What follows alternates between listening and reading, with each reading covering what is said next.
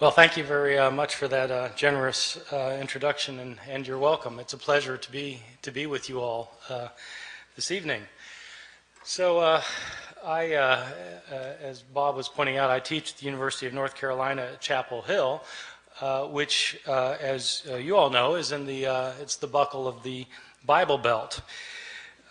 Which creates certain interesting moments in teaching historical approaches toward early Christianity and the New Testament. This last year I was teaching my course on the New Testament, so I had a class of about 360 students in it, and I decided to do something this last year that I had never done before. I began my class by asking students the following question. I said, how many of you in here would agree with the proposition that the Bible is the inspired Word of God? Boom! The entire room raises its hand. All right, good, great. Now, how many of you have read the Da Vinci Code, I asked? Boom! The entire room raises its hand. Oh, good, okay. Now, how many of you have read the entire Bible? Scattered hands. I said, all right. Now, I'm not telling you that I think God wrote the Bible. You're telling me that you think God wrote the Bible. I can see why you might want to read a book by Dan Brown. But if God wrote a book, wouldn't you want to see what he had to say? It's just one of the mysteries of living in the South. Well, the Bible is the most widely purchased, most thoroughly revered, and probably most broadly misunderstood book in the history of human civilization. One of the things that's misunderstood, at least by my 19-year-old students at Chapel Hill, is that when we're reading the Bible, we're not actually reading the words of Matthew, Mark, Luke, or John. We're reading translations from the Greek language in which these books were written. And something is always lost in translation. And not only that, but we're not reading translations of the originals of these books, because we don't have the originals of these books or of any of the other books of the New Testament. What we have are copies made centuries later, many of them many, many centuries later. These thousands of copies that we have are all different from one another in lots of little ways and sometimes in big ways. There are places where we don't know what the authors of the New Testament originally wrote. Now, for some Christians, that's not a problem because they don't have a high view of Scripture. For others, it's a very big problem.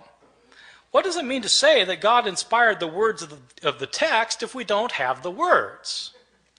Moreover, why should one think that God performed the miracle of inspiring the words of the Bible if he didn't perform the miracle of preserving the words of the Bible? If he meant to give us his very words, why didn't he make sure we received them? The problem of not having the originals of the New Testament, though, is a problem for everyone, not simply for those who believe that the Bible was inspired by God. For all of us, I think, the Bible is the most important book in the history of Western civilization. It continues to be cited in public debates over gay rights, abortion, over whether to go to war with foreign countries, over how to organize and run our society. But how do we interpret the New Testament? It's hard to know what the words of the New Testament mean if we don't know what the words were. And so in this lecture, I'll be talking about not knowing what the words were, and what we might know about the originals of the New Testament, how they got lost, and how possibly they might be reconstructed. So let me begin by talking about, on a fairly basic level, how it is that we got the books of the New Testament. The books of the New Testament were all written in Greek. They were all written in the first century of the Common Era. They were written by Greek-speaking Christians who wanted to share with their community their views of Jesus, of the faith, of what to believe and how to behave. So an author like Mark, the author of our first gospel, sat down and wrote out one day his gospel about Jesus. Now, we don't know where Mark actually lived. Some scholars have thought that Mark maybe lived in Rome. So let's say he lived in Rome. Mark writes his book. Well, how does this book get into circulation? The problem is we're dealing with an age in which there were no Xerox machines. There wasn't desktop publishing yet, no PDF files. In fact, there wasn't carbon paper. How did people get copies of books?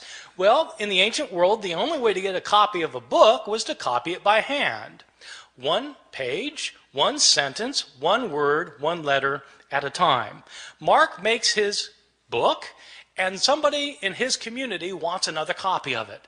And so that person either makes a copy himself or has somebody else make a copy for him. Now, part of the problem is that in the ancient world, at this time period in the Roman Empire, probably something like 90% of the population was illiterate, couldn't read or write. So not anybody could just make a copy.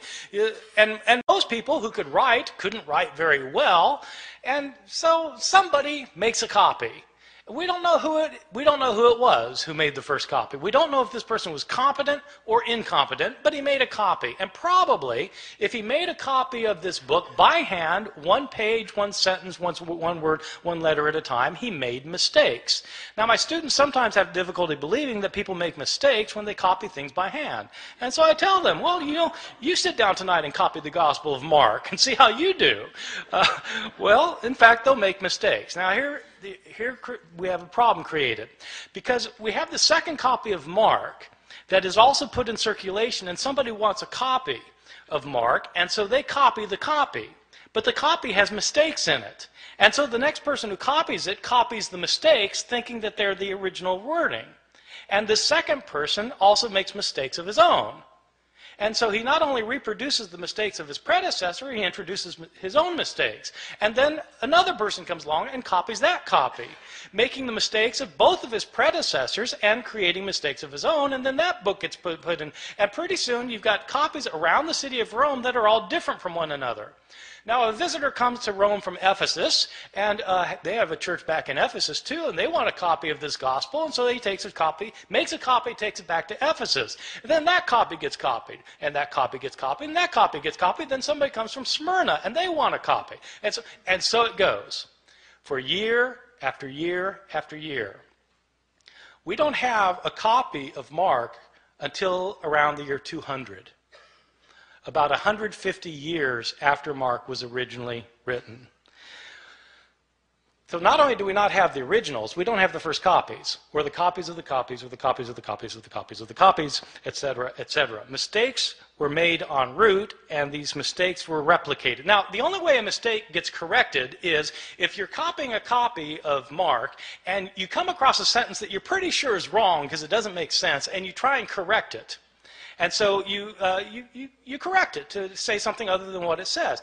The problem is there's no guarantee that you will correct the mistake correctly, right? You might correct the mistake incorrectly, in which case you've got three forms of the text: the original text, the mistake, and the mistaken correction of the mistake.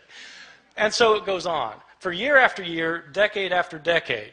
The originals end up getting lost. They get lost. They're either worn out of existence, or people figure, well, we don't need this. I've got a brand new copy of it, and so they throw it away. And all of the books of the New Testament, all 27 books, experience the same fate. And so that is the situation we're dealing with. This is not a situation that's unique to the New Testament. This is a situation that we find for every book from the ancient world. Every ancient book has this problem. The problem is exacerbated with the New Testament simply because the New Testament has come to be revered as Scripture, and also because, as it turns out, we have more copies of the New Testament than of any other book from the ancient world. That would seem like a good thing, but it also means that we have more mistakes for the New Testament than for any other book. And so the abundance of evidence we have creates an abundance of problems. Let me talk about the surviving copies that we do have. First, give you a sense of the numbers of books that we're talking about. New Testament was originally written in Greek, and at last count we had over 5,700 copies of the New Testament in the Greek language in which it was originally written. Now, when I say we have 5,700 copies, I don't mean that we have complete copies of all the books from beginning to end. What I mean is we have either complete copies or fragmentary copies. Some of these fragmentary copies are very small little fragments found in trash heaps in Egypt where the rest of the book was destroyed, and we just have a little scrap. So we have from little scraps to enormous tomes that are in medieval libraries. We have 5,700 copies in Greek, and we have copies in other languages because as Christianity spread throughout the Roman Empire, people translated the New Testament into other languages, such as Latin. We have something like 10,000 copies of the Bible in the New Testament in Latin, in Coptic, the ancient Egyptian language, in Syriac, in Georgian, in Armenian, in Old Church Slavonic, etc., etc. We have all sorts of copies in all sorts of languages. These copies can be compared with one another, and when you compare these copies with one another, there are lots of mistakes in them because no two of these copies are exactly alike in their wording. How old are these copies that we have? Well, the oldest copy that we have of any book of the New Testament is actually a little fragment that was discovered in Egypt. This fragment is about the size of a credit card, and it's written on both front and back. That's significant, by the way, that it's written on both front and back because it tells you that this copy actually came from a book. Like we have books today where you've got pages written on front and back as opposed to a scroll.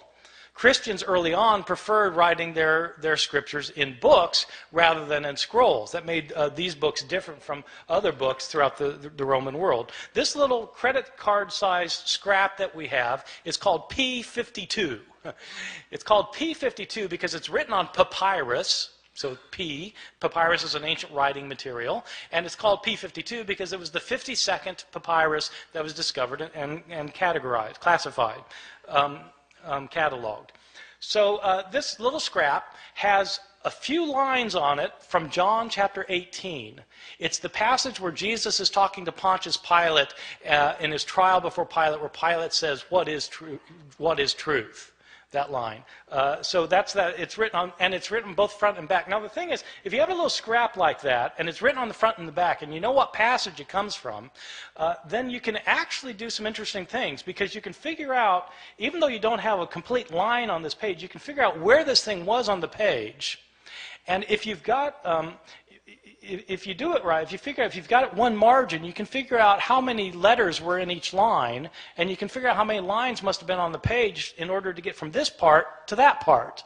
See what I'm saying? So you can actually reconstruct how long the page was, and then you can calculate how many pages were in this manuscript, because how many pages would it take with this many letters in it to create the Gospel of John?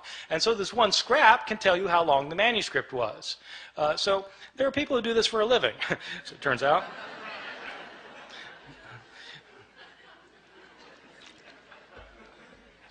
So this is the oldest scrap. How old is it? This scrap, P52, is usually dated to the first half of the 2nd century. The way they date ancient manuscripts is actually on the basis of a handwriting analysis. The science of this is called paleography. Paleo meaning ancient, graphy meaning writing, ancient writing. So the study of ancient writing is called paleography, and there are scholars who are paleographers who can date manuscripts within about 50 years of their production. The way the science works is that handwriting in the ancient world before there was the invention of printing changed slowly over time. So people made letters in certain distinctive ways depending on when they lived. And so if you are familiar with how handwriting was in different periods of history, then you can determine when a manuscript was written. That's the science of paleography. And a good paleographer can get within about 50 years. So this thing, and you need a 50-year gap because some scribe who's copying a manuscript when he's 70 probably is writing the same way he did when he learned how to write when he was 20. And so you need a 50-year gap. So this thing is dated to around 125 plus or minus 25 years. Well, that's pretty early. This is from the Gospel of John. This little piece was probably written about 30 or 40 years after John itself had been produced. So that's pretty good. We don't get a complete copy of the Gospel of John until, again, around the year 200. But we do have this little scrap. Most of the manuscripts we have are not anywhere near this early, though. We start getting full manuscripts at the beginning of the 3rd century, around the year 200, 150, 170 years after Jesus' death. These are about 120 years after most of these books had been written. And we don't start getting numerous manuscripts until the 7th, 8th, or 9th centuries. And then we start getting lots of them, because then you've got monasteries where monks are spending their days copying manuscripts, and we have a lot of their manuscripts. And so 5,700 manuscripts, some of them going back into the 2nd century, none of them being the originals, or within even within a few years of the originals. So with all of these differences, with all of these manuscripts, how many differences are there? Throughout the Middle Ages, it appears that the scholars didn't realize that there was a problem of not having the original text, or very few scholars realized that this was a problem. Even the scribes copying the text, they sometimes would realize there were differences in the manuscripts they were copying, but they didn't make a very big deal about it. The first time somebody made a really big deal about this was exactly 300 years ago this year, in the year 1707. There was a scholar named John Mill at Oxford. I think he's unrelated to the Victorian John Stuart Mill. This John Mill was a scholar of the Bible, and he had spent 30 years looking at manuscripts of the New Testament. Now, this is obviously after the invention of printing, and printers have to decide what text they're going to print, and the problem is they've got manuscripts that have differences among them. And so how does a printer decide which manuscript to print? Well, it's a problem. That's when they started realizing that this was an issue. Well, John Mill wanted to produce a printed edition of the Greek New Testament. He spent 30 years looking at the manuscripts available to him. He had available to him 100 manuscripts, approximately 100 manuscripts. And he printed up his edition of the Greek New Testament, in which he'd give a verse, and then at the bottom of the page he would indicate the places where the manuscripts differed from one another for that verse. To the shock and dismay of many of his readers, when John Mill produced his edition of the Greek New Testament, it included an apparatus at the bottom of the page that cited 30,000 places where the manuscripts differed from one another. 30,000 places where there were manuscript variations among the manuscripts that he had discovered. And the striking thing is, John Mill didn't give all of the differences he found. He only cited the differences that he thought were significant. Some of his detractors claimed that John Mill was working to render the text of Scripture uncertain. His supporters pointed out that he didn't create these differences. He simply noticed that they exist. So what do we know today about the numbers of mistakes in our manuscripts? Well, Mill looked at 100 manuscripts, and now we have 5,700 manuscripts. Nobody knows how many differences there are among the manuscripts that we now have, because nobody yet, even with the development of computer technologies, nobody has been able to add up all of the differences. Sometimes scholars guess there may be a couple 100,000 differences. Some people say 300,000, some say 400,000. There are different guesses. The way I usually put it to my students is in comparative terms. There are more differences in our manuscripts than there are words in the New Testament. More differences in our manuscripts than there are words in the New Testament. Well, this obviously creates a problem. If you want to know what Mark actually said, and all you've got are copies of Mark that are hundreds of years later that have so many differences in them, how can you possibly reconstruct it? Well, that is a problem. Now, having said that we have these hundreds of thousands of differences, I want to emphasize a particular point, which is most of these differences that we have in our manuscripts are completely insignificant, unimportant, and don't matter for a thing. Many of these differences in the manuscripts are so unimportant that you can't replicate them in translation. Okay? In other words, like they changed the word order in Greek, where you'd have to translate it the same way no matter what the Greek word order is. So, I mean, it doesn't really matter very much.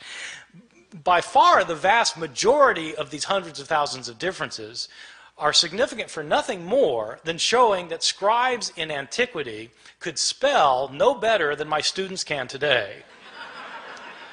And scribes, of course, didn't have spell check. Scribes, in fact, didn't even have dictionaries. And many scribes didn't care how they spelled anything. Sometimes you'll be reading a manuscript and there'll be the same word that occurs, say, 3 times within a couple of lines, and the scribe will spell the same word 3 different ways. He just doesn't care how the word is spelled. Well, so, you've got lots and lots of those kinds of changes, and what do they matter for? They don't matter at all. So, having said there are all these hundreds of thousands of differences, I want to stress that most of them don't matter for very much. Some of these changes, the ones that don't matter, basically are accidental mistakes. Scribes were sometimes tired or sleepy, sometimes they were distracted, sometimes they were inept or unqualified, and they made mistakes. They would leave out a word, they'd leave out a verse, sometimes they'd leave out a page. They just made mistakes sometimes. One of the common mistakes of scribes is actually kind of interesting. Sometimes, in the New Testament, you'll have a saying where you'll have 2 lines that end with the same words. Like Jesus in Luke chapter 12 says that whoever confesses me before people will be confessed before the angels of heaven, and whoever denies me before people will be denied before the angels of heaven. So you've got 2 lines that end with the words before the angels of heaven. And what scribes sometimes would do is they'd copy down the words before the angels of heaven on the first occurrence, and then they'd copy it down, then their eye would go back to the page, and their eye would alight on the second occurrence of the same words. Thinking that that's what they had just copied, they'd go then to the next line and start copying there, and as a result, they would leave out the intervening line. See how that works? That kind of phenomenon is where your eye skips from one line to another. It's called parablepsis. Parablepsis. And when you have words that end a line in the same way, that's known as homoteleuton.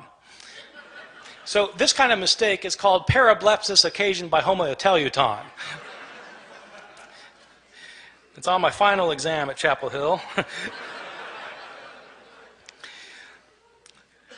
Probably the most egregious mistake in any manuscript of the New Testament, one of my favorites, is in a manuscript that's manuscript 109. It's 109 because it's written on parchment and animal skin instead of papyrus, and it's the 109th manuscript that was cataloged. This is a 10th century manuscript that was written by a scribe who wasn't paying attention, and this scribe was copying the Gospel of Luke. Now, the Gospel of Luke is one of the 2 Gospels in the New Testament that has a genealogy of Jesus. Genealogies usually aren't the favorite reading of my students at Chapel Hill. And I think probably it wasn't the favorite reading of this guy because he wasn't really paying attention to what he was doing. But, in Luke's genealogy is actually fairly interesting because in Matthew's the other gospel that gives a genealogy of Jesus, and it traces Jesus' line all the way back to Abraham, the father of the Jews, in Matthew. Luke doesn't stop there. Luke keeps going. Luke traces Jesus' genealogy all the way back to Adam, as in Adam and Eve. This is a fantastic genealogy.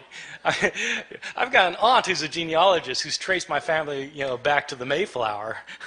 The Mayflower, Adam and Eve. So it's Jesus is supposedly the son of Joseph, who's the son of so and so, the son of so and so, the son of so and so, who's the son of David, son of Jesse, son of so and so. It goes all the way back. Isaac, son of Abraham, so back to Seth, son of Adam, who's the son of God. Okay, this genealogy goes all the way back. So the scribe of manuscript 109 is copying a manuscript that evidently gave the genealogy in 2 columns. 2 columns. But the second column didn't go to the bottom of the page. It only went partway down, the second column. So the first column, second column, partway down. And the scribe apparently didn't realize that this genealogy was in 2 columns. And so he copied across the columns. Instead of copying one column, then the other column, leading to some very interesting results. As it turns out, Adam isn't the first human being. There was a man named Phares, who's the father of the human race, and as it turns out, God is the son of Aram. So it happens. These kinds of mistakes are just pure accidental mistakes that scribes mess up in places. There are other kinds of mistakes that are what I think are probably intentional mistakes. I differentiate between accidental mistakes where scribes just slip up and intentional mistakes where it looks like scribes are actually trying to change the text. Now, I don't know for sure that scribes are trying to change the text. I don't have any scribes around to interrogate about the matter. But there are some changes that don't look like they could possibly simply be a slip of the pen. And there are others that are debatable, whether they were a slip of the pen or not. But let me give you a couple of examples, and you'll see that some of these look like scribes maybe wanted to change the text. I'll give you a couple for instances. In Mark chapter 1, the Gospel of Mark, we read at the very beginning that we read, as was written in Isaiah the prophet, behold, I send my messenger before your face to prepare your way for you. Okay, this is in Isaiah the prophet, behold, I send my messenger before you. This is a very interesting passage because the passage that's quoted is not Isaiah. When it says in Isaiah the prophet and then gives the quotation, the passage quoted is actually Exodus. So it's interesting that in the later manuscripts of Mark's gospel, the text is changed. So that it no longer says in Isaiah, as is written in Isaiah the prophet. Now it says, as is written in the prophets. You see, getting rid of the problem that in fact this isn't a quotation from Isaiah. Right? See, so maybe that's a slip of the pen, but it looks to me like somebody saw that this could be taken as a mistake, and they changed it as a result. Or give you a second example. In Luke's Gospel, chapter 2, we have the only story of Jesus as a boy in the New Testament. Jesus is a 12-year-old, and we're told that he and his family have taken a trip to Jerusalem to celebrate a festival, probably the Passover festival. It is a peculiar story because they celebrate this festival, and then the family goes back in the caravan back home, and 3 days later they realize Jesus isn't with them. I mean, you might think they would have checked ahead of time, but he's not there, and so they go back to Jerusalem to try and find him, and on the third day his mother finds him in the temple. And this isn't an accident, by the way, that it's on the third day, right? This is a foreshadowing for Luke of what's going to happen at the resurrection narrative, where on the third day Jesus will rise from the dead. Well, so on the third day, his mother finds him in the temple, and there's 12-year-old Jesus talking to the leaders of the Jews and discussing with them matters of the law. And Mary is not pleased, and she sees Jesus finally after tracking him down for 3 days, and she says, "Son, why have you done this? Your father and I have been looking all over for you." Now, when scribes copied this, they were taken aback. Your father and I? But Joseph wasn't his father, right? Jesus was born of a virgin. So it doesn't make sense for Mary to say, your father and I have been looking all over for you. And so there are changes in the manuscripts. Some manuscripts simply say, Joseph and I have been looking all over for you. Some manuscripts say, we have been looking all over for you. But somebody's changing the text because it could be read as a problem. And so they got rid of the problem. I'll give you a third example. This example is in one of Jesus' discourses in the New Testament, in Matthew chapter 24, in which Jesus is talking about what's going to happen at the end of time. This passage actually was very important. I feel a tangent coming on here, by the way. This passage was very important when I moved to Chapel Hill in 1988. Bob, you had been gone for a year at this time. In 1988, there was a big furor in North Carolina. There were Christian groups who thought that the end of the world was going to happen in 1988. That Jesus was going to come back and take everybody out of the world who were his followers. That's the rapture, right? When the rapture and Jesus comes back, takes people out of the world, and then all hell breaks out on earth for 7 years, and then the end comes, right? So there was a guy who had written a book based on this passage I'm going to talk about in a second. A guy had written this book that was called 88 Reasons Why the Rapture Will Occur in 1988. This book was in 2 million copies. I had students whose parents believed it and literally sold the farm. They thought that Jesus was going to come back in 1988. And so I just showed up in North Carolina kind of blissfully ignorant of these things. And I moved from New Jersey. such things we're not worried about. And but this guy named Edgar Whisenant, he was a NASA engineer who had studied the Bible and come up with 88 reasons why the rapture is going to occur in 1988. And one of the reasons involves this passage I'm going to talk about. Jesus tells this the disciples want to know, when's the end going to come? And Jesus tells them, learn the parable of the fig tree. When the fig tree puts forth its leaves, you know that summer is near. So too, when these things take place, you know that the end is near. Truly I tell you, this generation will not pass away before all these things take place. So Edgar Whisenant, this is one of Edgar Whisenant's 88 reasons. So the way it works is this. What is Israel in the Bible? Israel is sometimes represented as a fig tree. Well, when the fig tree puts forth its leaves, you know that the end is near. Well, okay, so if the fig tree is Israel, when does the fig tree put forth its leaves? Well, the fig tree lies dormant over the winter, and then when springtime comes, it comes back to life. When does Israel come back to life? 1948. That's when Israel comes back to life, becomes a nation again. Truly I tell you, this generation will not pass away before all these things take place. How long is a generation in the Bible? 40 years.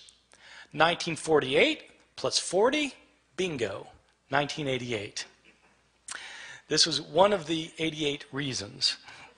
Now, somebody pointed out to Edgar Whisenant that Jesus in the same passage points out that no one knows the day or the hour when the end will come. When Whisenant had said that it was going to come during the week of Rosh Hashanah in September. And so they said, but Jesus says no one knows the day or the hour. And Whisenant was completely unfazed. He said, I don't know the day or the hour. I just know the week.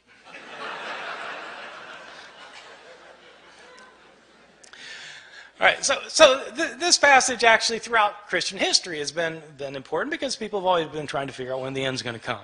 So in this passage, Jesus says no one knows the day or the hour, not the angels of heaven, nor even the Son, but the Father alone. Okay, Matthew 24:36. Scribes copying that found it to be a peculiar thing to say, though. Not even the Son knows when the end is going to come? I mean, surely the Son of God is all-knowing. Isn't he omniscient? And so how do scribes deal with the problem? They deal with the problem by getting rid of the phrase.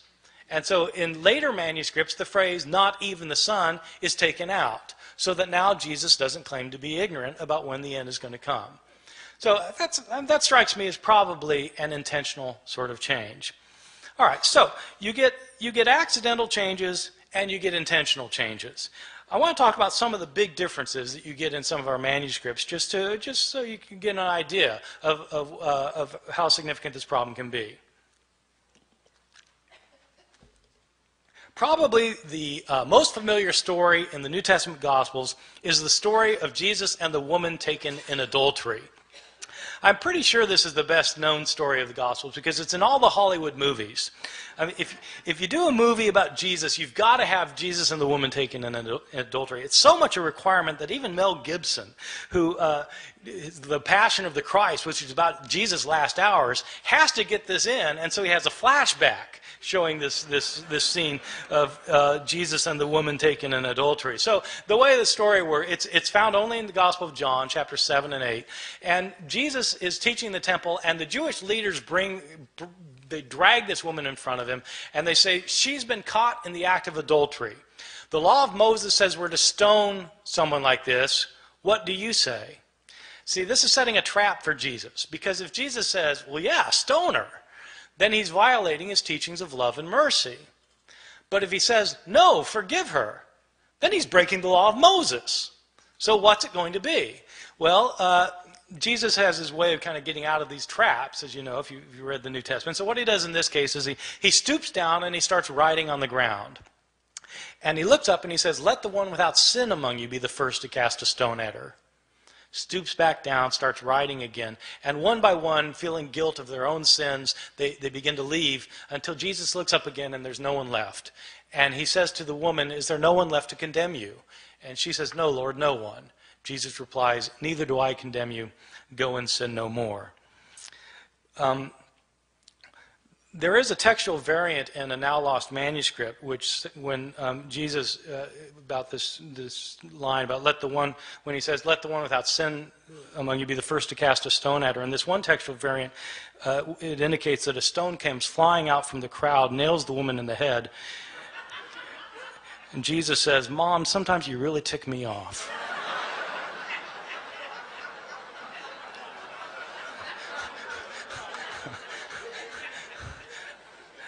I made that up.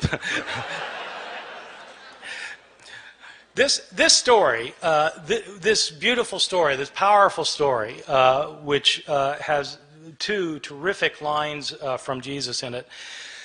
This story was not originally in the Gospel of John. This is a story that was added to the Gospel of John by later scribes. How do I know that? We have a number of early manuscripts of the Gospel of John. This story is not found in any of our early or best manuscripts of the Gospel of John. The Greek authors who wrote commentaries on the Gospel of John over the centuries don't mention this story until the 10th century, 1,000 years after the days of Jesus. The writing style of this story, if you read it in Greek, the writing style is a completely different writing style from the writing style of the rest of the Gospel of John. As a result, scholars have known for years that this story did not originally belong in the Gospel of John. Well, why is it in our English Bibles then? Probably what happened was some scribe had heard this story. They'd heard the story and they decided that it illustrated some of the teachings in John chapter 7, and so they wrote out the story in a margin.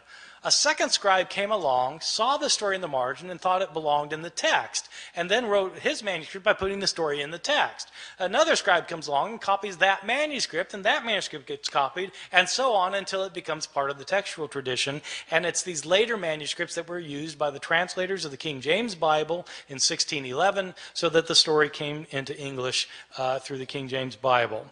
So this story, however, is not a story that was originally in the New Testament.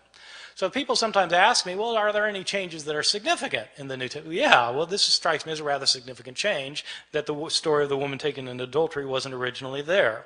Or consider a second instance of another big difference, the Gospel of Mark.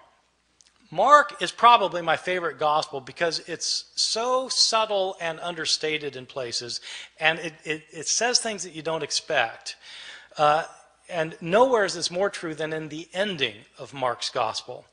In Mark's gospel, Jesus is put on trial, and he's crucified, he's dead, he's buried, and on the third day, the women go to the tomb.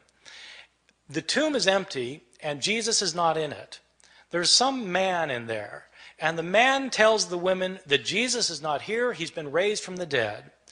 He tells the women, go tell the disciples that he will meet them in Galilee.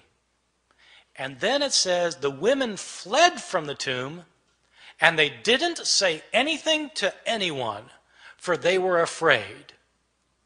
Period. That's where it ends. That's the end of the Gospel of Mark. And you think, how could it end there?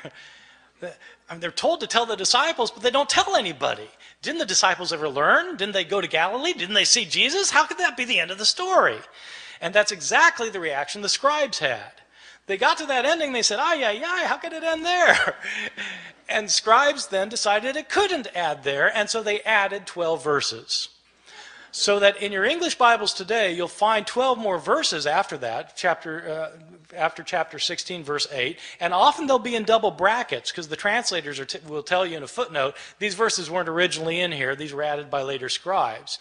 In these verses, in these added verses the scribes added later, but we know they're added later because they're not in the earliest and best manuscripts. The writing style is different from the rest of the Gospel of Mark, and in fact there are inconsistencies between this ending and the verses that precede it. So this is clearly an addition to the Gospel of Mark.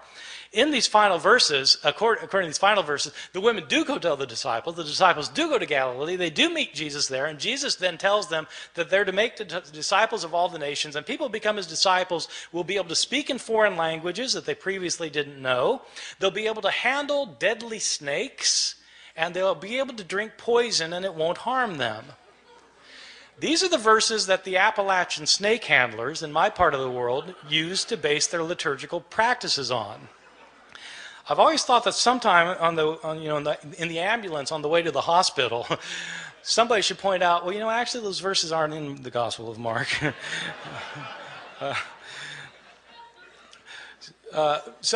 Mark actually ends with the women not saying anything to anyone, for they were afraid. Somebody added the last 12. Let me give you a couple more examples of some differences that strike me as big. One that I think is really quite interesting that scholars debate. The first two I gave you, scholars don't debate very much. Almost everybody agrees that they weren't originally there. But there's an interesting change in another story in Mark that there's a lot of debate about among scholars. It's a story in Mark chapter 1 where Jesus heals a leper. And the way the story works is that Jesus is walking along, and a leper comes up to him, and the leper says to him, this is this guy with leprosy, and he comes up to him and he says, Lord, if you're willing, you're able to cleanse me. And in most manuscripts it says that Jesus felt compassion for the man, and he reached out his hand and he said, I am willing, and he healed him. But in several ancient manuscripts it says something different. In these other manuscripts, instead of saying Jesus felt compassion for the man, it says, and Jesus got angry and reached out his hand and said, I am willing, be cleansed. Getting angry. Now, scholars have to debate which is the text that Mark originally wrote and which is the text that's been changed by a scribe. And one piece of logic that scholars have used over the years is this. Ask yourself, which text is a scribe more likely to have created out of the other? Is a scribe likely to have taken the text that says Jesus felt compassion and changed it to say Jesus got angry? Or is a scribe likely to have found the text that said Jesus got angry and to change it to say Jesus felt compassion? Well, if you put it like that, then, well, the latter's more likely something a scribe would have changed. And so this criterion ends up sounding kind of backwards, but the way the criterion works is that the reading that's the most difficult to understand is probably the original one. Okay? The more difficult reading is to be preferred. And so that's one reason for thinking that, in fact, this text originally said Jesus got angry, and there are actually a whole host of reasons for thinking that's what the text said. The next step, then, is to ask, well, what's he angry about? In other words, to try and figure out what the text means. But you can't know what the text means unless you know what the text says. You see? So you've got to establish the words first, and that's what people who are textual critics do. They try and decide what the words originally were. Let me give you one other example, and then I'm going to stop and take any questions that you have. There's another quite moving passage in the Gospel of Luke. Which is also well known. It's a scene in which Jesus is being crucified, and Luke is interesting in the scene of Jesus' crucifixion. Luke is interesting at the scene of the crucifixion because it's unlike what happens in Luke is unlike what happens in Mark's gospel, the story of the crucifixion. In Mark's, just to illustrate this for a second, in Mark's gospel, which is the first gospel, you have a very distinct portrayal of Jesus going to his crucifixion, a portrayal that is filled with pathos and agony. People don't realize this, that Mark's portrayal is very different from Luke's portrayal. And the reason they don't see that there are differences is because of the way that people read the Gospels.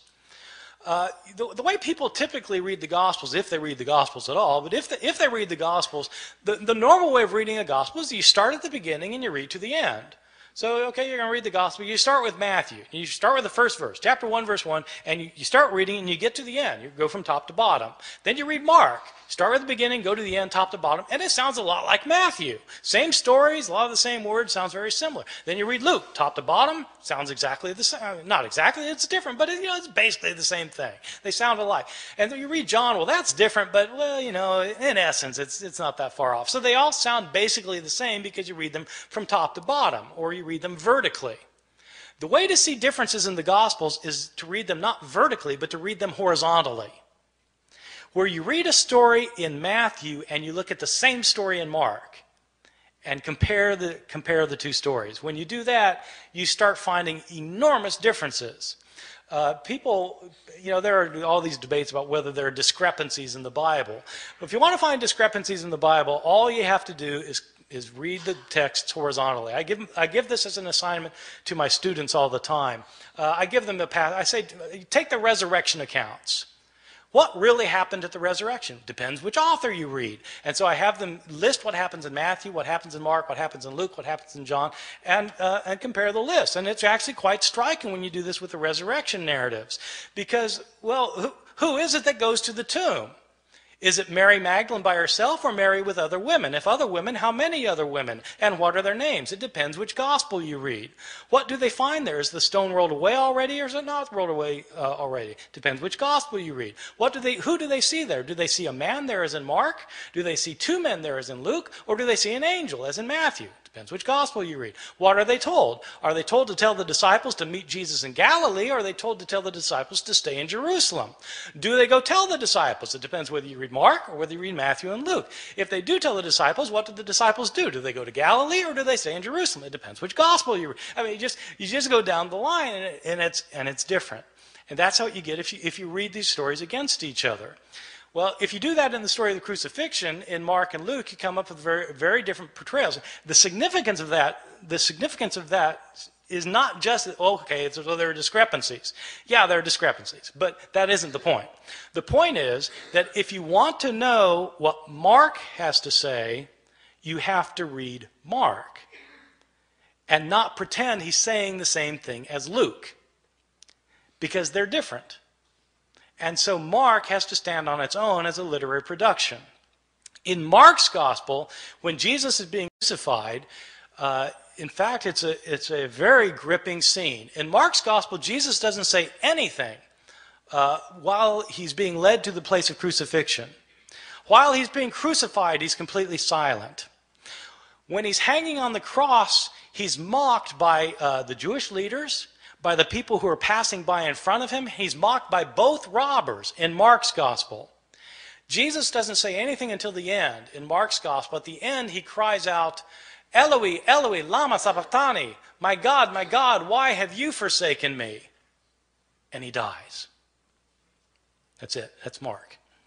Very, very powerful and gripping. But people don't realize that this, because people think Jesus said all sorts of other things on the cross. Well, why do they think that? Because they've read Matthew, and they've read Luke, and they've read John, and they end up with the 7 last words of the dying Jesus, which are found in not one of the Gospels, but by smashing all of the Gospels together into one big gospel. Now, it's perfectly legitimate to do that if you want to do that. If you want to read the Gospels and smash them all together so they're all right and they're all saying the same thing, but you have to realize that if you're doing that, you're writing your own Gospel. And you're making it say something that's different from any of the Gospels of the New Testament. Okay, so I mean that's the effect of doing that. In Luke's gospel, Jesus is not silent. He's not silent on the way to be crucified. He sees women weeping for him, and he turns to them and he says, daughters of Jerusalem, don't weep for me. Weep for yourselves and for your children, for the fate that's to befall you. He's more concerned about these women than himself in Luke's gospel. In Luke's gospel, he's not quiet while he's being nailed to the cross. He prays, Father, forgive them, for they don't know what they're doing. While he's hanging on the cross, he actually has an intelligent conversation with one of the robbers. The one guy maligns Jesus. The other robber says to the other person to be quiet because Jesus hasn't done anything to deserve this. And then he turns to Jesus and says, Lord, remember me when you come into your kingdom. And Jesus says, truly I tell you, today you will be with me in paradise.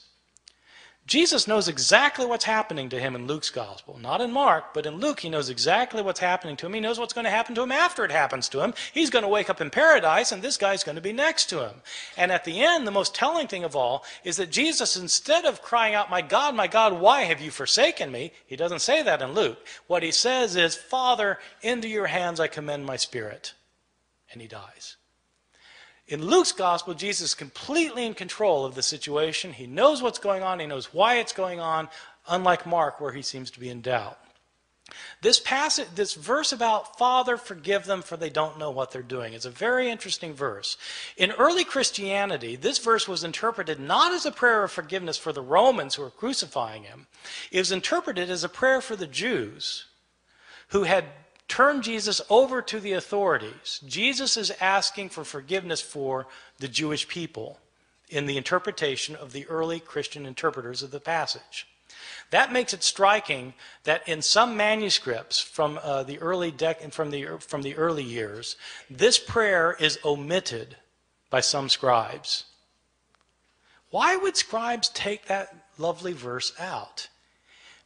Well, it should be obvious why they took it out. They took it out because they interpreted it as a prayer of forgiveness for Jews, and these scribes didn't think God had ever forgiven the Jews.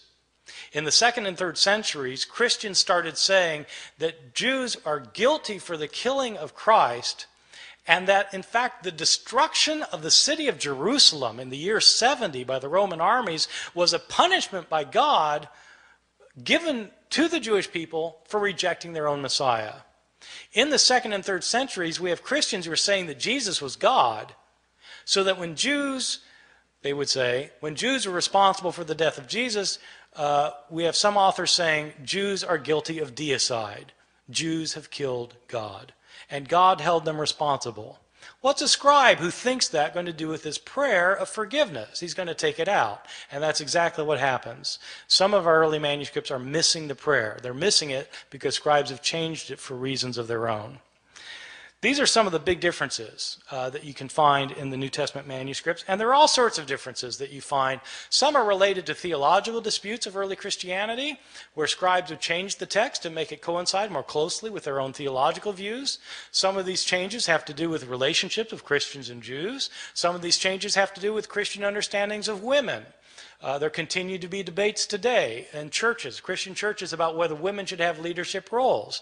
Well, these debates often hinge on verses that have been changed by scribes. You can guess which way scribes changed these verses. In the 2nd and 3rd centuries, when women's roles were being suppressed, all of a sudden manuscripts start showing up in which women are told to be silent in the churches. This is the sort of change that scribes made. The textual critic is somebody who tries to deal with this phenomenon of manuscripts that have so many changes in them. There are actually two things that a textual critic does. One thing that is, of course, primary importance is to figure out what an author actually wrote. Because you can't interpret an author, whether you're talking about Plato or Aristophanes or Homer or Mark or Matthew or Luke or John. You can't interpret what an author said unless you can't interpret what he said unless you know what he said. You've got to have his words, and so textual critics try to reconstruct to the best of their ability what an author actually wrote. A textual critic also, though, is interested in knowing why the text got changed.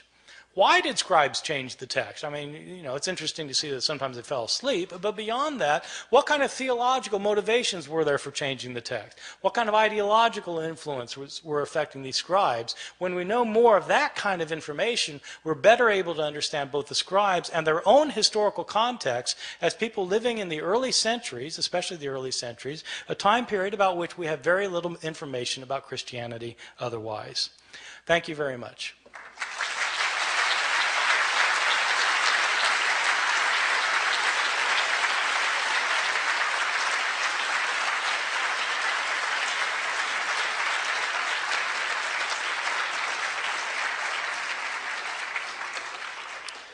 There are microphones on both sides, and I think we'll alternate. And can I just say that I will, if it doesn't sound like the question was loud enough, I'll repeat the question to make sure everybody heard it. So yes, start over here. Yes. Early in your conversation or in your presentation, you mentioned that the Bible is often used in social situations, and you mentioned in particularly abortion, war, and what was the other one? Gay rights. Have any of the differences that you have found or others have found affected how those concepts would be interpreted? Did you all hear that? Yeah. The kinds of social issues that are pressing for us today were not pressing to the scribes who were copying the texts. They simply had a whole different range of issues that they were far more concerned about. And so the passages that people leap on today to try and resolve certain kinds of issues simply didn't have that kind of importance to most of the scribes. So the answer is no. Most of those passages weren't affected. Yes? Are you familiar with the Book of Urantia? Every time I give a talk, I have people ask me to read it, but I have not yet done so. Well, it's an interesting read because often there's an expanded text on, might be one line in the New Testament, and in Urantia there might be 3 paragraphs. So Yes. I commend it to you. Okay, thank you. Yes. Your comments on 2 other books, one of them The Gospel of Judas and the other The Sword of Christian, Constantine. Also, I'm an airman. Really? How do you spell it? E-H-R-M-A-N. Oh, okay. Go for it. Yeah, okay, he's asking about 2 of the books, the Gospel of Judas Iscariot. Yeah, actually, let me tell a story about the Gospel, because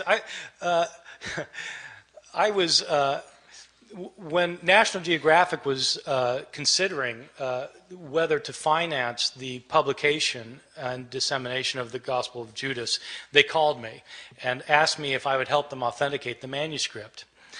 Which was my first indication that National Geographic absolutely had no clue what they were doing with this manuscript, because it's written in Coptic, which I can read Coptic, but I'm not a Coptic scholar, right? And so I told the woman who had called me, I said, well, look, you need a Coptologist to do this. She said, oh yeah, great, okay, what's a Coptologist? A Coptologist is an expert in Coptic language who can, and she said, well, what we really want to do is date this manuscript. And I said, oh, well, to date the manuscript, then you need to get a paleographer. She said, oh, okay, great, yeah. No. What's a paleographer? Yeah. So then she said, well, really what we really want to do is carbon-14 date the manuscript. Are you able to help us with the carbon-14 dating? So yeah, right. Every Friday night I carbon-14 date manuscripts. So, no, I can't help you with carbon-14 dating. You need a scientist for that. I said, look, I'll find you a Coptic paleographer and you find a scientist who can carbon-14. And they said, well, we want you to be involved with this though, because we want somebody who's interested in early Christianity and knows about Gospels that didn't make it in. I said, no, I'm happy to be involved. I said, but I said, where's the manuscript? She said, well, it's in Geneva. I said, okay, count me in. And so we went to Geneva. I have a friend, a guy named Stephen Emmel, teaches in Germany, who's a Coptic paleographer, and called him up. And I said, Stephen, I don't know if you've heard these rumors, but the Gospel of Judas has turned up. And Emmel says, yeah. He says, you know what? I think I saw it 20 years ago. I said, oh my God, you want to see it again? He said, yeah. I said, okay, let's go to Geneva. And so we did. So the Gospel of Judas is it's the most recent discovery of an early Christian text. It was actually discovered 30 years ago now, 1978. But it's a very long story. It was unknown basically to everybody until just 3 or 4 years ago, when it finally got into the hands of competent scholars and conservationists who could put it back together, because it was fragmented in 1,000 pieces. But it's a very interesting gospel because it's a gospel that is a Gnostic gospel that talks about how this world we live in is not the creation of the one true God, but is a creation of lower, inferior divinities. And the point of salvation is to escape this world. Okay, if you all know Gnosticism, I'm sorry, I'm taking a little longer on this than I should, but if you know the world of Gnosticism, the Gnostic Gospels, Gnostic Christians were people who felt like they were entrapped in their bodies in this world, that they were imprisoned in bodies, and that because the creator of this world wasn't the one true God, it was a lower divinity. So the way I illustrate this with my students is, you know how sometimes people feel like they're alienated in this world, like they look around, they just don't feel like they belong here. They look around and this world just doesn't make sense to them. I felt this way till the last election, actually.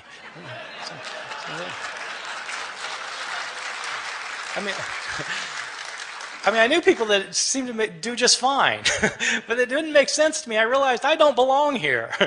I'm from another world, and these friends of mine are not from another world. They belong here. And so these Gnostics thought that they need to escape this world by having secret knowledge, and these Gnostic Gospels are Gospels that provide the secret knowledge. So the Gospel of Judas is that kind of thing. The most important discovery of a Christian book in the last 60 years, in my opinion. The other question was about the Sword of Constantine, written by James Carroll, which is, I think, a terrific book, a really good read, basically about Jewish-Christian relations, in short, but how the relationship of Christianity and Judaism changed when the Emperor Constantine became a Christian. I think that's a very fine book. Yes. I was wondering if you would say a word about Marcion, and also if you would consider First Clement to be a first-century witness to the text of 1 Corinthians. Oh, wow. I feel like I'm in my doctoral exam all of a sudden. Wow. Okay. Yeah. Okay. Marcion. The short on Marcion. Marcion was probably the most important Christian thinker of the 2nd century. He was a kind of a teacher philosopher type from Asia Minor, who took the Apostle Paul very seriously when Paul differentiated between the gospel of Christ and the law of the Jews. Paul thought that a person could not be made right with God by keeping the requirements of the Jewish law, but a person had to have faith in Christ. And so this differentiation between law and gospel for Marcion became an absolute differentiation, that the God who gave the law could not be the God who gave the gospel. So that Marcion taught that there were actually two different gods, that the God of the Old Testament was in fact a different God from the God of Jesus. That the God of Jesus, in fact, tried to save people from the condemnation of the God of the Jews. The idea is the God of the Jews created this world, gave Israel the law, everybody breaks this law, and so this Jewish God condemns them. Justly. I mean, they broke the law, so they're condemned. Jesus comes from a higher God who never had anything to do with this world before Jesus showed up. Jesus came to save people from the wrathful God of the Jews. And so Marcion tried to propound this point of view and won a lot of converts. In fact, in his day, he was extremely successful. There were a lot of Marcionite churches that started up. And in some parts of the Christian world, it looks like this Marcionite understanding of Christianity was the dominant form of Christianity. In this form of Christianity, the Christian Bible didn't have an Old Testament, because that was the book of the Jews. And it had the Christian New Testament consisted of Paul's letters. Marcion knew of 10 of Paul's letters, and one gospel, the Gospel of Luke. So it was Luke and 10 letters. I mean, some of us are glad that Marcion didn't succeed, because those of us who teach New Testament would only have half-time jobs now. Anyway, so that was Marcion. The second question is, does 1 Clement give us any attestation for the text of 1 Corinthians? So 1 Clement is a book that is in a collection called the Apostolic Fathers. It was probably written in the mid-90s, and so it was actually written before some of the books of the New Testament. It was written to the church in Corinth by the Christians of Rome. And it was actually kind of an interesting situation that led to this letter. There apparently was some kind of ecclesiastical coup in Corinth, where the leaders of the church had been ousted somehow or other. We don't know how. And some other people had taken over, and the people in Rome didn't like it. And they tried to reverse this coup that had happened. And so this author then is writing to the church in Corinth to try and straighten things out. And this author knows about 1 Corinthians, and in fact reflects a lot of Paul's letter, 1 Corinthians, which was written about 30 years earlier. I don't think it gives us any help for knowing the text of 1 Corinthians, if by that you mean, does it help us reconstruct what the actual words of 1 Corinthians were? I don't think it helps us with that, but it does reflect many of the themes that you find in 1 Corinthians. Yes.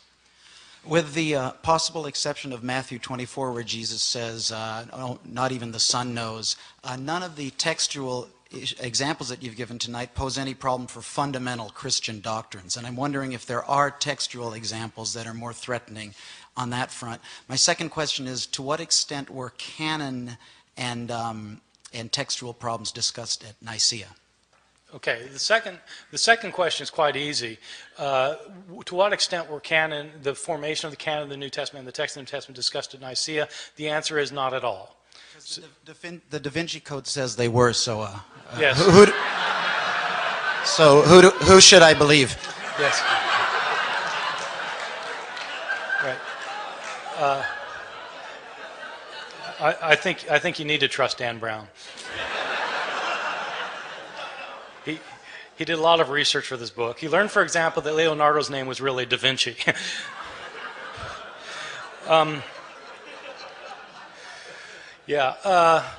Yeah, according to the Da Vinci Code, of course, the Council of Nicaea was where there was a vote on whether Jesus was the Son of God or not, and it was actually a close vote, and that is completely bogus. Everything he says about the Council of Nicaea is absolutely wrong. The Council of Nicaea didn't talk about the formation of the canon, which books would go in, which books would go out. Constantine had no role to play in that decision at all, nothing to do with it, so far as we know.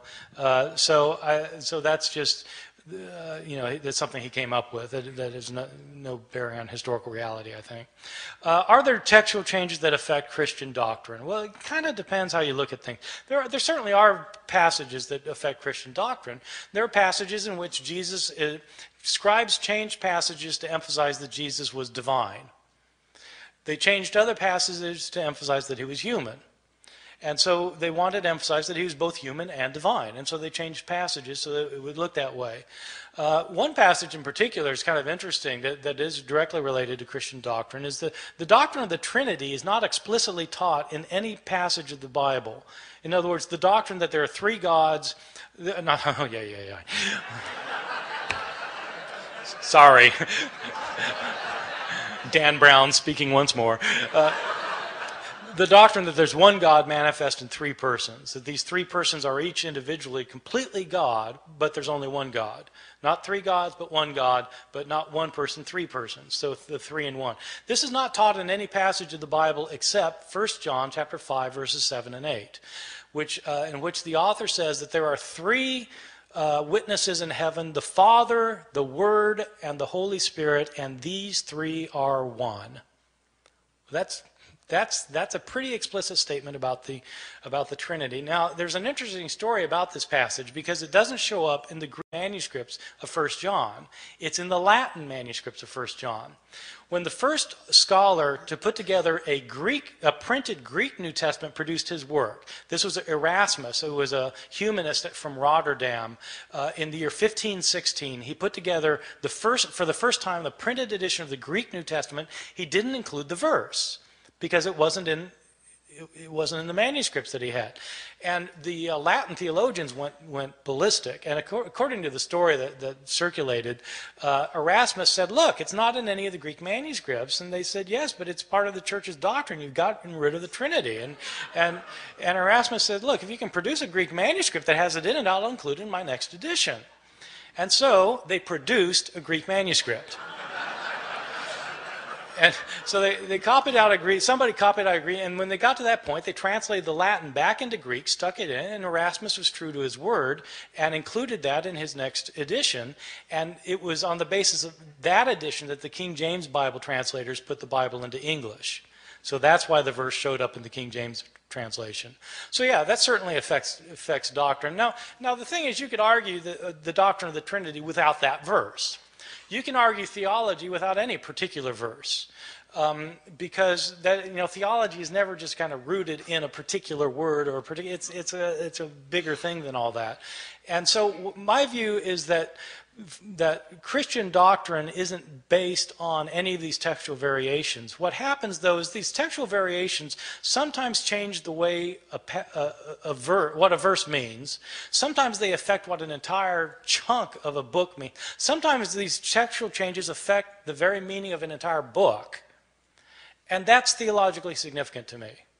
Not that it necessarily changes anybody's precious doctrines or their chosen doctrines, but it does affect what the books of the Bible mean, and that's theologically significant, I think. Yes? Yes, I appreciated your lecture. I haven't read Misquoting Jesus, but I enjoyed your Da Vinci Code book last year. It was got me thinking. Seriously, I did like it a lot. A question I have regarding the attempts to harmonize the crucifixion accounts, whether they can be harmonized or not, concerns the logical approach that's appropriate to use, and this is what I'd ask your comment on.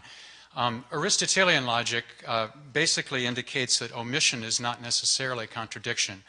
At the Stanford philosophy website, I think it's the Encyclopedia of Philosophy, I forget exactly, there's a very elegant summary of Aristotle's definition of a contradiction. Basically, in my limited style, I'll just say it's a situation where you have two statements that cannot both be true at the same time regarding the same situation. The statement that Bart Ehrman and Bob Gregg are in this room does not contradict the statement that Bart is in this room. it does contradict the statement that only Bart is in this room. So when you add the word only, that's a concern. And so given the fact that the gospel writers were not attempting to be exhaustive, as long as Mark doesn't say the only thing Jesus said was Eloi, Eloi, lama sabachthani, I'm not sure that there's an issue there. It's like if there was a traffic accident. One witness might say, well, the red car swerved and hit the pedestrian. Another person might say, well, actually, before that, it was a blue car that cut the red car off that I saw that hit the pedestrian. But there's not, they'll have different details, but the test, the threshold for saying it's a contradiction seems to me to be higher than what you're setting it at. Yeah, okay, good. Yeah, thank you. It's a very good question. And I think, part of it, there are a couple things to say about. One is, it depends what you're after. If you're after what each witness is saying, then it's not fair to make the one witness say what the other witness is saying, because they're saying different things. Absolutely. And so if what you're interested in is what the witness has to say, then you have to stick with what that witness has to say. Right. There are problems. There are problems of reconciling things, because if you go with the idea that omission isn't a contradiction, the way you end up reconciling things leads to some very peculiar situations. For example, when I was in college, I bought a book. I was an evangelical Christian who held this kind of view, and I believed that, in fact, the texts could all be reconciled with one another. And I bought a book that was called The Life of Christ in Stereo. Which was, the idea is, it's kind of stereophonic sound with the Gospels, and you need them all going at the same time to get the full thing. And so, but there are problems, because in Mark's Gospel, Jesus tells Peter that before the cock crows twice, you'll deny me 3 times. Now, in Matthew's Gospel, it says before the cock crows, you'll deny me 3 times. So what do you do in the life of Christ in stereo? Well, you put the two together, and it ends up that Peter denies Jesus 6 times. Once before the cock crows and once before it crows twice.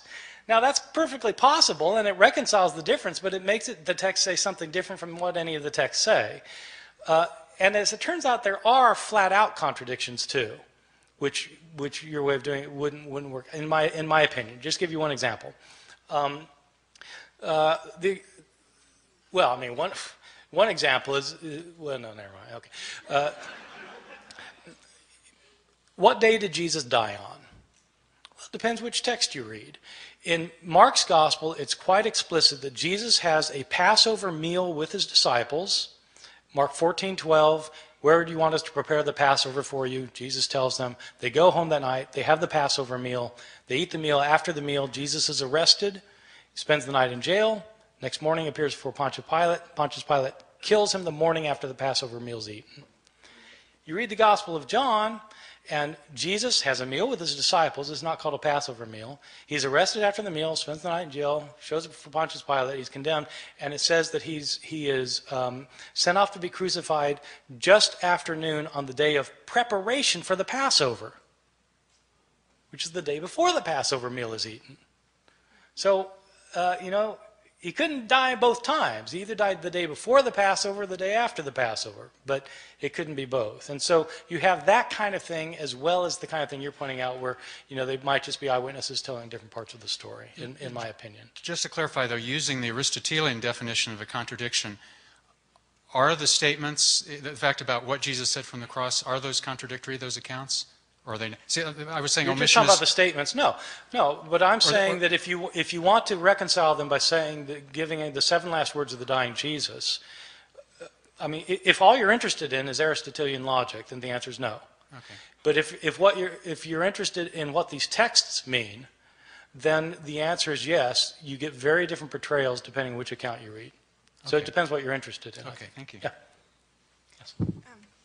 I was reading your book, Misquoting Jesus, today, and it actually made me think a lot of some feminist theory that I've been reading lately about the responsibility of academics. Bell Hooks took a lot of flack for this book, Feminist Theory from Margins to Center. And so I'm reading Misquoting Jesus and thinking this is essentially a book with an argument about philology that is accessible, readable, and does not sacrifice the complexity of the argument. So one, as an aspiring academic, what's your secret? And 2, do you have a philosophy about what our responsibility as academics is, and how do you think about who your audience is? Yes, thank you. Well, thank you for the compliment. And, yeah, you know, the reality is that most academics don't know how to talk to a normal human being.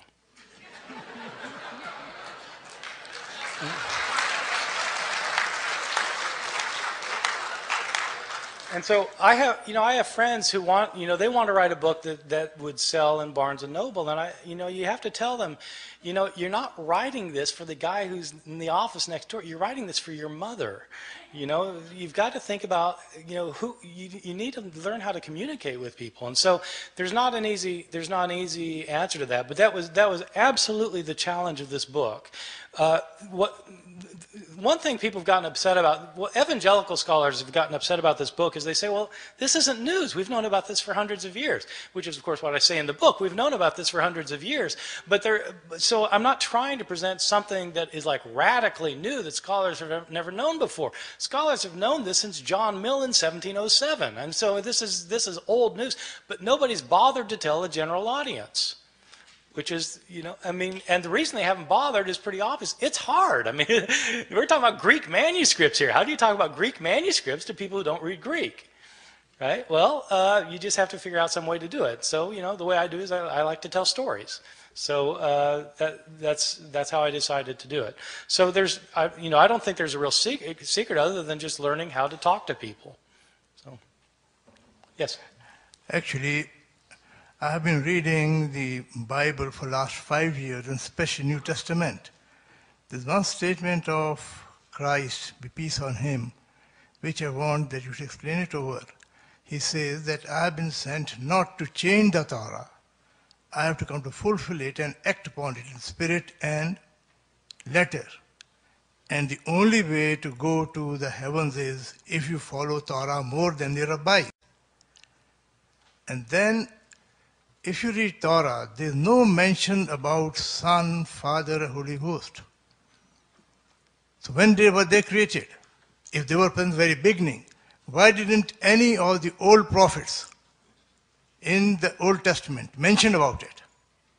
So I just want to get this clarified. Yes, thank you. Well, the passage you're quoting is from Matthew chapter 5, verse 17. It's distinctive to Matthew. Matthew's gospel is the one that emphasizes that Jesus' followers need to follow the Torah.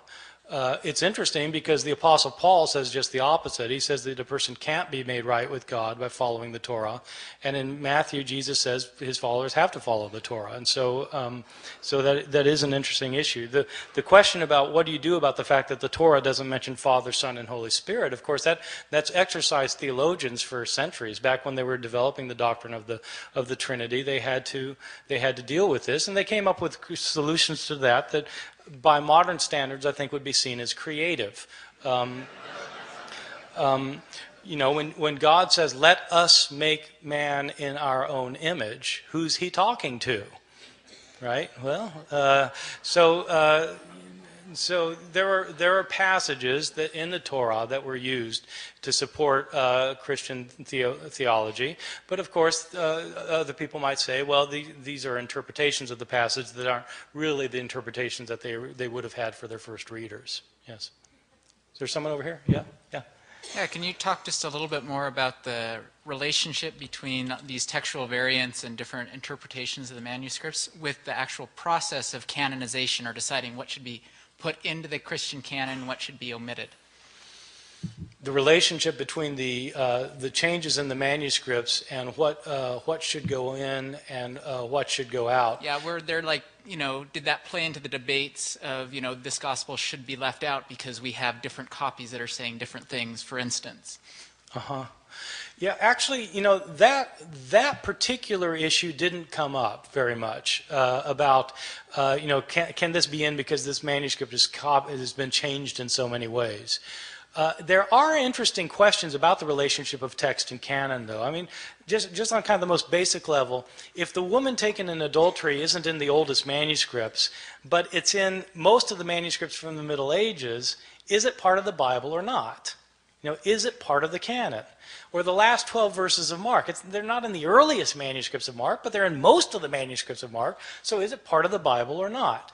And that really is a good question, and it's not a question that a historian can answer. It's a question that a theologian needs to answer, because it has to do not with historical fact, but with theological interpretation about the nature of Scripture. But it's really, I think it's a fundamental question for theologians, because if theology, if a biblical theology is rooted in the text, you have to know what the text is.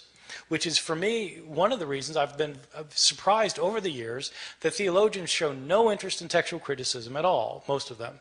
No knowledge of it, no interest in it. And it seems to me it's actually kind of important for biblical theologians anyway.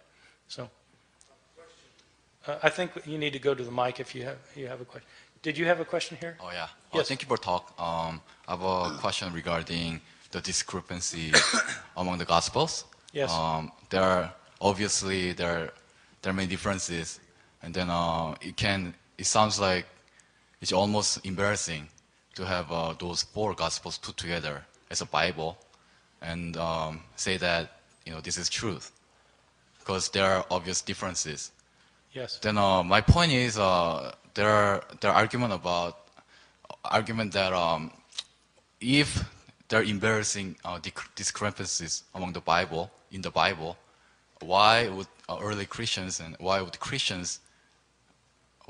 they put them together and they say it's the Bible, although there are obvious differences? Yes, it's a great question. Why did the early Christians not look at these discrepancies and say this is a problem? Why did they include them in the same covers as the Bible? It's a really good question, and I think that actually different early Christians had different answers to that.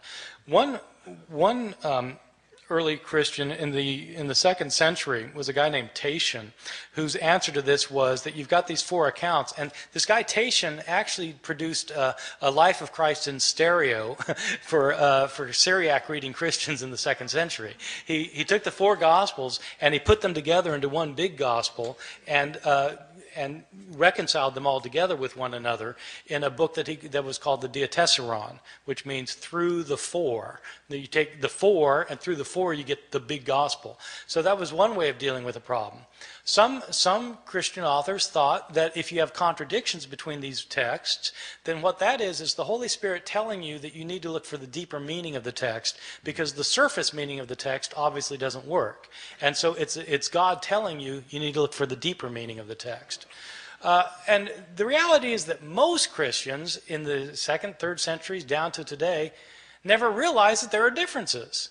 I mean, most people read the Bible and don't realize that there are differences. And I think it was that way in the early church too. In fact, most of these people couldn't read anyway. So, I mean, it wasn't that they could do a careful analysis of the synoptic gospels. They couldn't read the gospel. So they heard them read in church, and they'd hear a story one week, and then another story next week, another story the next week, and it didn't occur to them that there are discrepancies. And so this idea of kind of finding these discrepancies in a way really wasn't the issue for most of these early Christians, I think. One more question. Can you give the reference to what just claimed about the illiteracy in the early Christianity? And yes, the illiteracy of early Christianity. Can you just give me references? Yeah. The best study of literacy in the ancient world is William Harris, and it's simply called Ancient Literacy, published by Harvard University Press. He doesn't deal very much with Christianity, but he does say a few things about it. All right, thank you. Yeah, I've come across a couple of radical pieces of information on the Bible I wonder if you'd comment on. One is that, I've read this in several places from biblical historians. One is that there was a get-together called the Second Council of Constantinople in around 555 AD. And it was one where they did some major deletions in the Bible, and they took out just about everything Jesus said about reincarnation. That's one of them. Well, that one's easy. That's false. Okay. One of the places I read this is in a book called The Jesus Mystery by Janet Bach. I don't know if that means anything to you. Right. Don't read those books. Okay. Okay. And in all due respect, how are they wrong and you're right? Authority. That's it? I mean...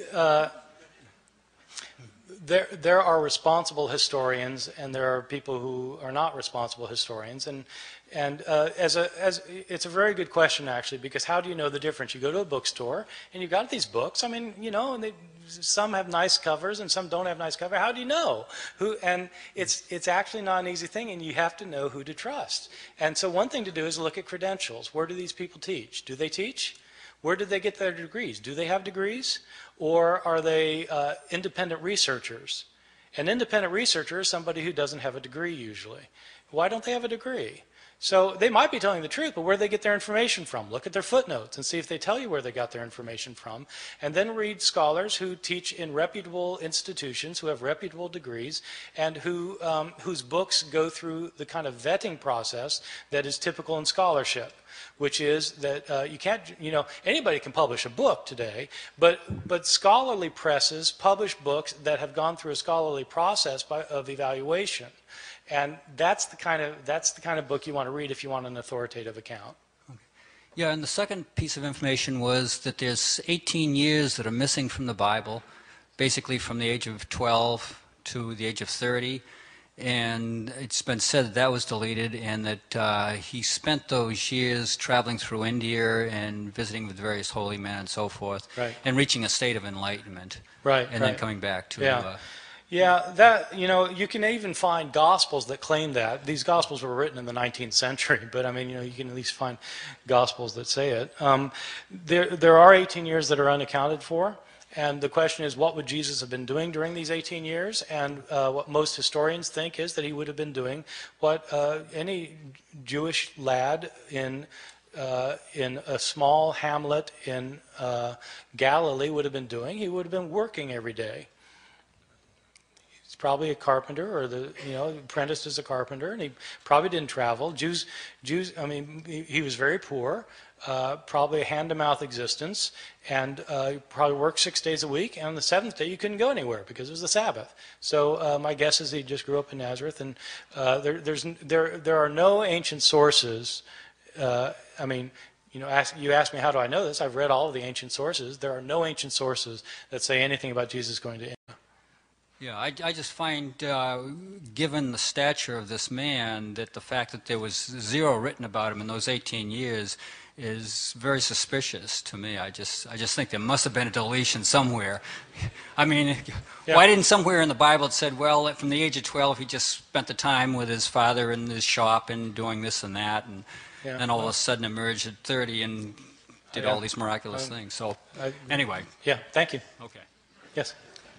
My question concerns essentially languages. If I understand correctly, and I'm not a biblical scholar, but I've done a little bit of work, most of what is written is from 30 years, the earliest would be some of the earlier letters of Paul, to 60 and further on years later after Christ passed on, much of which is either in Greek or in Latin.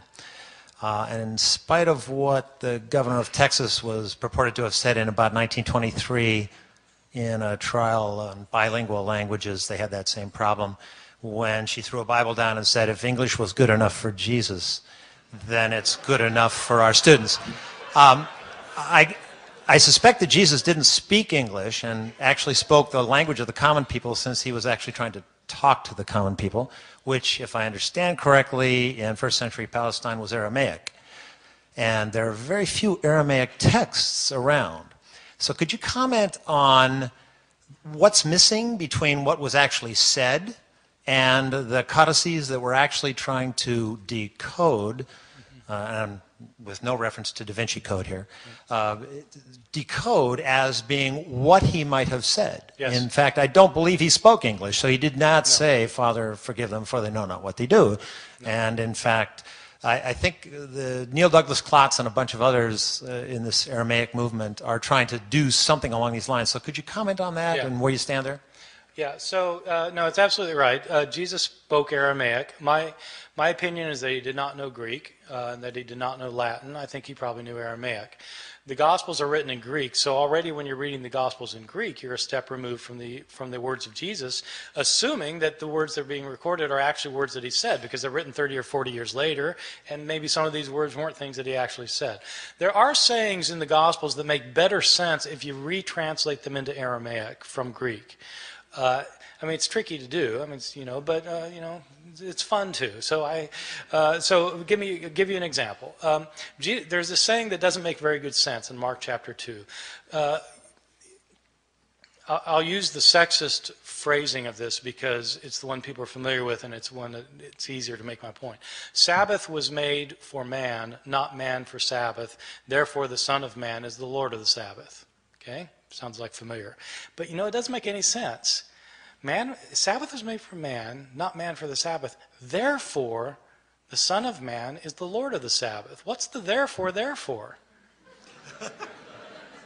Because it doesn't work. Well, but if you say it in Aramaic, the word for man, meaning human being, and the word for Son of Man is the same word, Barnashah. Sabbath was made for Barnashah, not Barnashah for the Sabbath. Therefore, Barnashah is Lord of the Sabbath.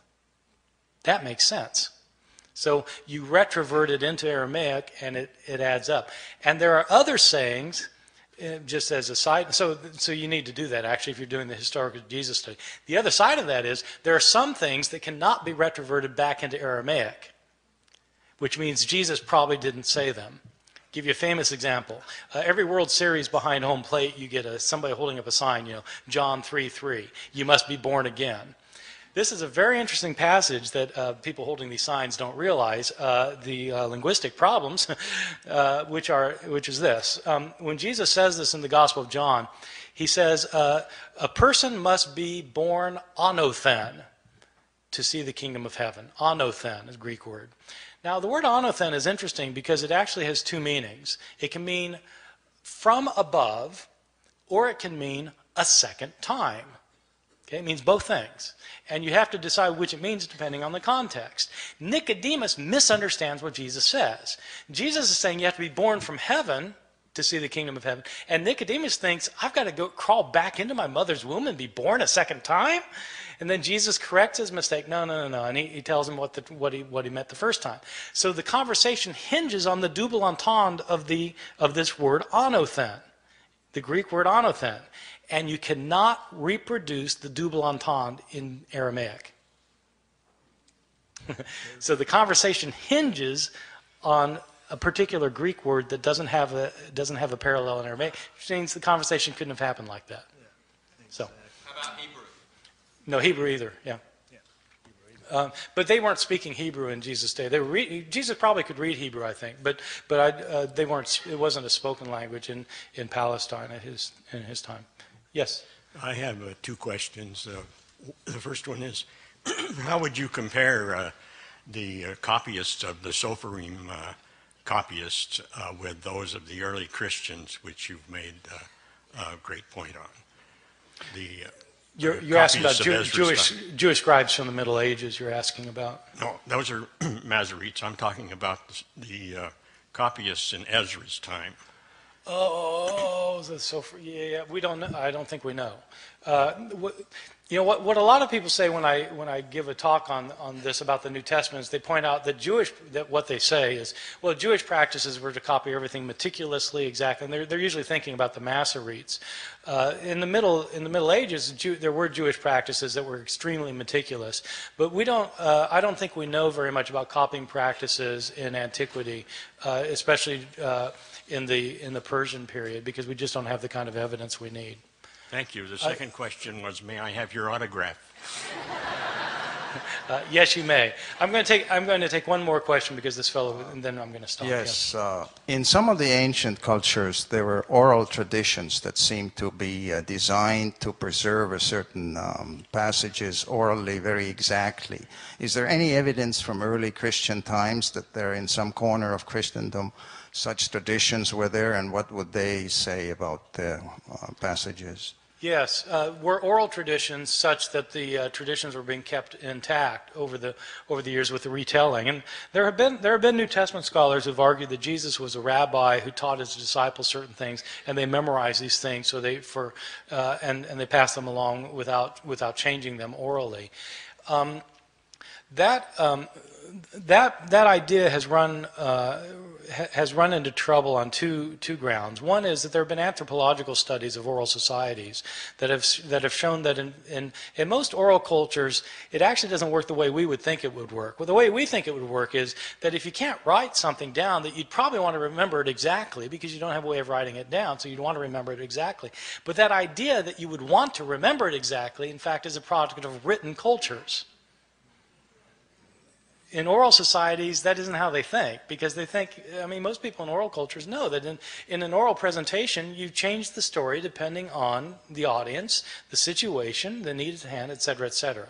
So there's that. The other thing is that there's a way to check whether the stories about Jesus were being passed along without changing or being changed orally.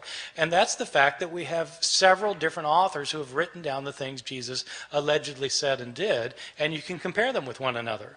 And when you do that, there are discrepancies. So it looks like people are changing the stories both orally and at the written stage, I think. Okay, I need to stop there. Thank you very much. I've enjoyed being with you.